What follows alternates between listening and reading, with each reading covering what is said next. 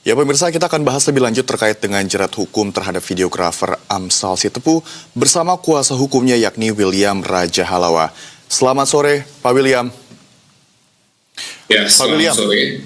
Pak William, sore. kapan nih kemudian persidangan lanjutan kasus Amsal akan dilakukan dan apa saja kira-kira agendanya, Pak? Baik, terima kasih.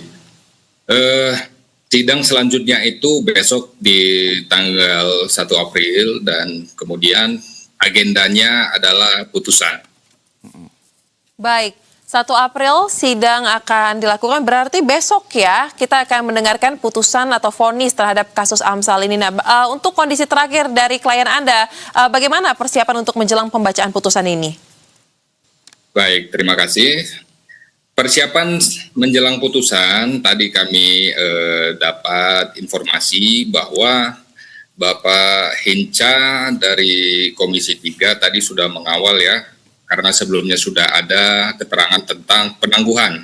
Nah, jadi tadi mungkin Pak Hinca langsung menanggapi dari hasil rekomendasi keputusan Komisi 3, tapi saya kurang update sejauh ini sampai mana. Tapi tadi di pemberitaan saya lihat beliau yang menjemput. Karena kebetulan hari ini saya ada tugas lain, tetapi tetap pada perkara ini, yaitu mungkin salah satunya merespon dari media-media. Begitu. Baik. Nah, lantas untuk sampai dengan saat ini kan terkait dengan penangguhan yang tadi sempat disinggung juga, dari DPR kan sudah mengatakan mereka siap untuk menjadi penjamin. Tetapi kan kalau tidak salah sampai dengan saat ini belum ada pendaftaran ataupun mengajukan terkait penangguhan. Nah, artinya apakah memang akan menjalani sampai dengan nanti putusan, vonis baru akan dipikirkan langkah lanjutannya nih, Bang William? Baik, sebelumnya kita sudah berpendapat, karena putusannya juga sudah dekat mengenai penangguhan, saya sudah sepakat sebelumnya dengan Saudara Amsal bahwa kita tunggu saja. Tapi berdasarkan berkembangnya pemberitaan ini sampai pada akhirnya sampai ke DPR mengenai penangguhan, itu kita kembali sebenarnya tidak mengambil sikap. Tapi ada dari Bapak Hinca sendiri yang mungkin dengan pemikirannya sendiri langsung mengeksekusi putusan dari DPR, dan tentunya kami tanggapi begitu. Baik, Pak, ini selain kasus ini yang menjadi sorotan, apakah ada lagi tuntutan yang mungkin diberikan dari orang-orang terdekat, Pak? Kebetulan di dalam pledoi itu memang kita meminta kepada pengadilan untuk membebaskan Amsal. Karena permintaan kita di dalam nota pembelaan adalah supaya Saudara Amsal cepat dibebaskan, bisa ini, dan untuk nanti masalah banding atau bagaimana tentunya kita belum bisa menanggapi sampai ke situ ya.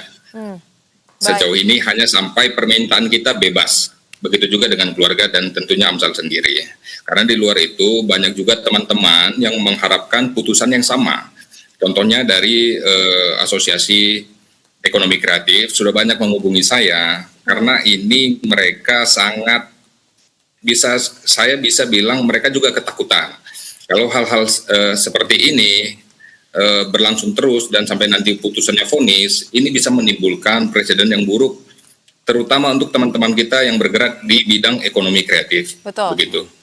Baik. Memang kasus ini menjadi sorotan ya, bahkan dari pihak pemerintah, pihak kementerian juga angkat suara, dari organisasi ekonomi kreatif juga angkat suara. Nah, tapi yang menarik juga mungkin Bang William, karena kan besok kita akan mendengarkan putusannya. Proses persidangan dari awal sampai dengan akhir sudah akan mencapai batas akhir ya. Tetapi yang menjadi pertanyaan juga, ketika kasus Amsal ini menjadi sorotan, kemudian atensi publik mengarah kepada Amsal, apakah ada pelakuan intimidasi atau tekanan yang diterima oleh pihak keluarga ataupun pihak Amsal dalam kasus ini?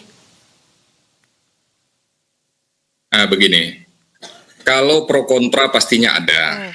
Siapa yang pro, siapa yang kontra. Kalau yang pro itu sudah pasti yang pihak keluarga atau ya sudah pasti penasihat hukum.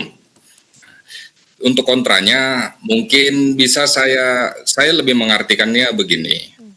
Memang ada kemarin berdasarkan keterangan Saudara Amsal sendiri bahwa ada intimidasi atau yang bisa kita artikan intimidasi. Contohnya tentang brownies coklat. itu juga saya sebenarnya hanya mendengar berita. Karena kalau itu misalnya saya ketahui atau saya ada di tempat, itu tidak mungkin terjadi. Pasti saya proses. Hanya saja ini langsung kepada Amsal sendiri. Pengakuannya seperti itu. Baik. Baik, Bang William, ini kalau kita tarik lagi ke Amsal seperti itu ya, ini kan kasusnya pastinya sudah menyita perhatian publik dan juga tadi Bang William sendiri sudah mengatakan sebenarnya ada banyak sekali rekan sesama pekerja jasa kreatif yang juga mencurahkan isi hatinya dan juga pastinya memberikan dukungan kepada Amsal. Ini bagaimana tanggapan Amsal terhadap ada banyaknya dukungan ini, Bang? Ya, terima kasih. Jadi sebenarnya Amsal juga di tengah jalan ada pola pikir yang berubah.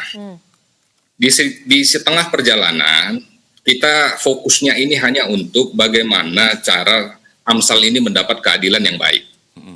Tapi di tengah jalan semakin berkembang, banyak pemikiran-pemikiran yang mulai timbul. Ya, tentang kepedulian pihak-pihak lain terhadap bagaimana situasi hukum kita dan terhadap golongan tertentu. Siapa itu? Ya itulah pekerja ekonomi kreatif.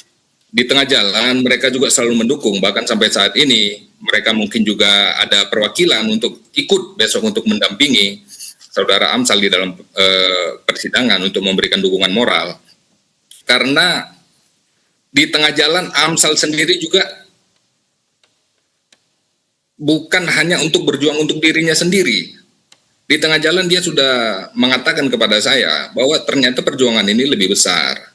Banyak yang akan tersandra kalau ini kita tidak berjuang dengan sungguh-sungguh. Begitu.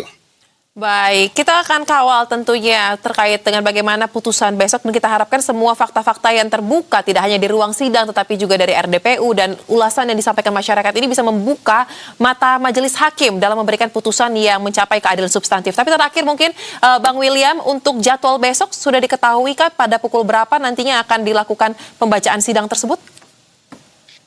Kalau pada agendanya yang resmi itu di pukul 10. Oke. Nah, seperti jam-jam sidang sebelumnya juga di pukul 10. Tentunya kita mengikuti agenda yang diberikan oleh majelis tentunya ya. Walaupun nanti kalau ada perubahan-perubahan jam, itu mungkin ya kita belum bisa mendapatkan informasi.